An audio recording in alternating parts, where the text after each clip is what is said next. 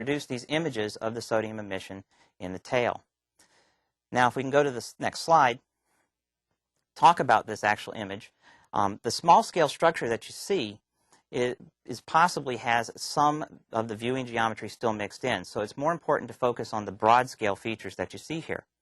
And what we have are two extended regions of emission that are located in the north and the south at the higher latitudes. And what this says is that the processes that are releasing these sodium atoms from the surface and getting them out into the exosphere have to have some element of them that is leading to this high latitude enhancement.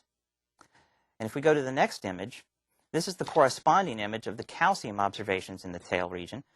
And what you can see is that its distribution is different. As opposed to the sodium, which was peaked in the north and the south, very little in the equator, the calcium emission is symmetric with its peak at the equatorial region.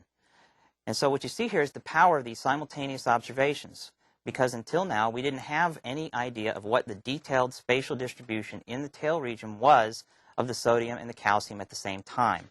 And this is going to tell us what's going on, because the differences in these distributions is related to the processes that are releasing the atoms from the surface, and therefore gives us an indication of the relative importance of these various processes. And one point I want to make here is that until now, people have always referred to the sodium tail of Mercury because it's been the thing most observed from Earth. But what we're seeing here is that Mercury simply has a tail. We see calcium emission in the tail, we see sodium emission, and we also have seen magnesium, although I'm not showing an image of that today. If I can go to the next slide, what this shows you is a comparison of the sodium tail emission in both the first and second flybys.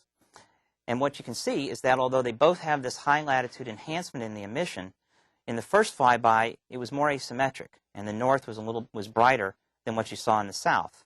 Whereas in the second flyby, the sodium emission is more not uniform, but more overall symmetric in both the north and the south. And the temporal changes like this are important to understand too, because these are the things that we can tie into what's happening in the rest of the system. For example, Brian talked about the magnetosphere being much more active during the second flyby, having a lot of plasma from the solar wind deposited in both the north and the south hemispheres, and maybe that's what's going on here as far as the sodium emission, in that it's more symmetric in both the north and the south this time around. Now, these images I've shown you are simply a snapshot in time of a very rapidly changing system. And when we get into orbit, we're going to be mapping these distributions daily, and so we'll be able to get a much greater handle on the spatial and temporal variations that are going on.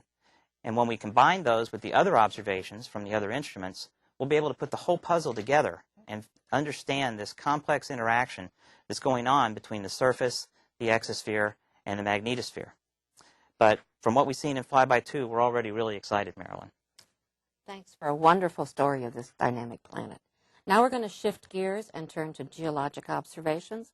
We'll start with Maria talking about the laser altimetry and move to Mark talking about the imagery.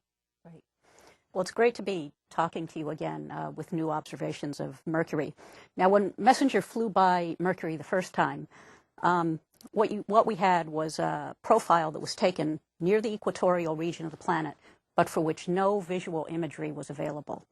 And this time in the flyby of the planet the second time, what we've got is a similar type of profile along the different hemisphere, but in this hemisphere we have at the same place images that were taken from both Mariner 10 and Messenger. In addition, we've collected imagery of the hemisphere of Mercury that we sampled with altimetry in Flyby 1, and this is greatly going to aid our ability to interpret. So the ability to take high-quality imaging with the third dimension that is provided with altimetry greatly increases our ability to try to make interpretations of what's going on with the geology of the planet. And I'm going to give you some examples of that today. So in the first graphic that's up there, it's a part of about 2/3 of the profile that we collected during the second flyby. It's about 1,600 kilometers long, and the yellow dots that you see on there are individual altimetric points. The blue line there is the track along which observations were collected, and the arrow shows you the direction that the spacecraft was flying by. Okay. Now, just to tell you a little bit about the profile, the dynamic range, or the maximum topography from top to bottom, is about 4.5 kilometers. And this is a little bit less of a dynamic range than we saw on the other half of the planet. But perhaps more significantly, the roughness, the point-to-point roughness on the surface, is only about 70% as great in this hemisphere of the planet than it was in the profile on the opposite hemisphere. And so that tells us that this hemisphere of Mercury is smoother than the other hemisphere. And we need to think hard about why that's actually the case. Now, I want to talk a little bit about some individual features and our ability to say something about what's going on in terms of geology. So if we could have the next graphic, please. You see an arrow there that's pointing to a feature, and we show a blow-up here. This is the image underlaying here is a mosaic that was taken during the first messenger flyby. And what you see is that the profile crosses a feature that we call a wrinkle ridge. Now, this wrinkle ridge is a feature that forms, we think, due to contraction of the planet. And we believe that it's associated with cooling of Mercury, probably very early in its history.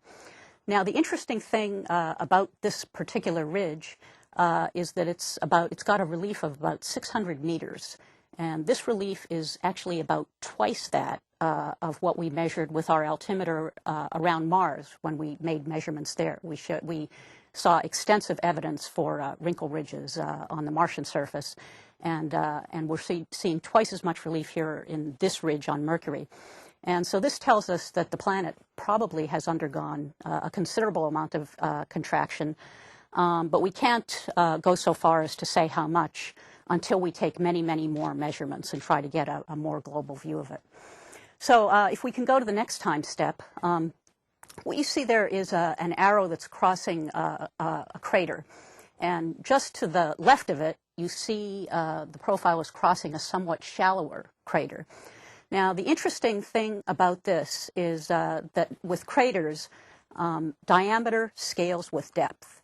So a shallower crater is smaller, a larger crater tends to be deeper, but we have a conundrum in this case because what you see in this profile is that the deeper crater is actually smaller than the larger crater. And so it suggests to us that maybe some sort of an infill process has actually occurred in this region.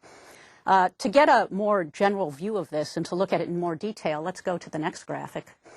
And here what you see is, again, in yellow, the altimetry crossing across a crater. And this is superimposed on an image that was collected at the same time that this altimetric profile was collected during the second flyby. And here, the dynamic range of the topography is about 2.5 kilometers in this area. And in the center there, you see a prominent crater that is about 100 kilometers in diameter. And if you look to the right of it, much more subtly, there is a second crater of about the same size. And if we go to the next time step, you're going to see that outlined there. So we have two craters adjacent to each other, about the same size. But the interesting thing here is that the central crater is 4 times deeper than the crater to the right. And by looking at the morphology of this crater on the image, we can see that the crater on the right is actually filled in by solidified lavas. Okay, and we can actually calculate what the volume of that lava is. It turns out that it is 15,000 cubic kilometers of lava that has filled this crater. Now, the size of that crater, about 100 kilometers, actually encompasses pretty well the Washington-Baltimore metropolitan areas and their surroundings. And if we look at the amount of volcanic fill that is in the crater in the right, what it would correspond to is about nearly 2 kilometers. And to put that into some kind of perspective, imagine the whole Baltimore, Washington area with fill of solidified lava 12 times the height of the Washington Monument. So it's a great, great deal of volcanism. Now, when we had information on Mercury only from Mariner 10, there was actually a fair amount of ambiguity about whether or not volcanism was even an important process on the planet. And we had a lot of materials on the surface, and we didn't know their origin. And from the first and second flybys of Mercury, we now have a better understanding that volcanism is quite an important process, and we're even beginning to quantify that in